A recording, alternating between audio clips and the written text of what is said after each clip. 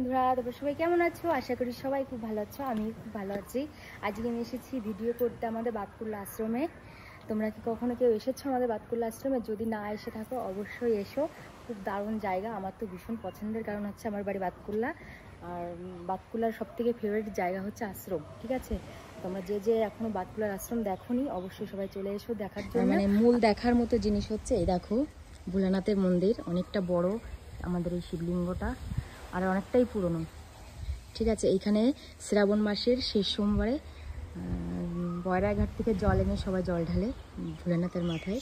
দেখো জায়গাটা কত সুন্দর করে দিয়েছে, এখন সত্যি খুব ভালো লাগছে। অনেকদিন বাদে এলাম আমি। দেখো, আর এই যে আমাদের নন্দী।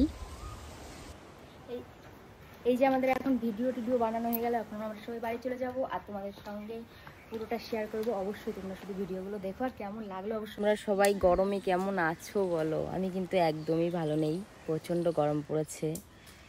সেই কারণে চলে এসেছি দুপুরবেলায় আমবাগানে, মানে একটু হাওয়ার জন্যে, কিন্তু একদমই হাওয়া নেই।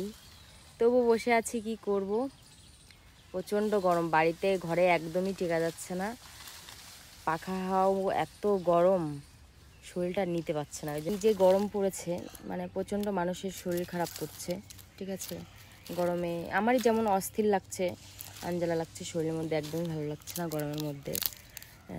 তবু বলছি, যারা আমাদের বেটা ছেলেগুলো আছে তাদের বলো তো কতটা কষ্ট হচ্ছে রোদের মধ্যে বাড়ির বাইরে কাজ করতে, কিন্তু তাও দেখো বন্ধুরা, আজকেও ভিডিও করতে এসেছি মাঠে, কিন্তু আমার কপালটাই খারাপ, ভিডিও আর করা হলো না।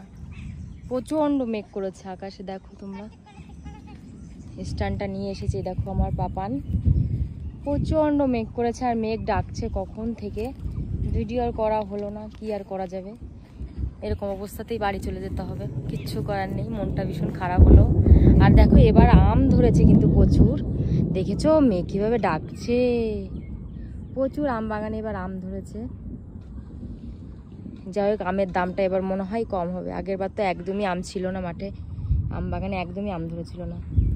যাই হোক, খুব খারাপ লাগলো, কিচ্ছু করার নেই।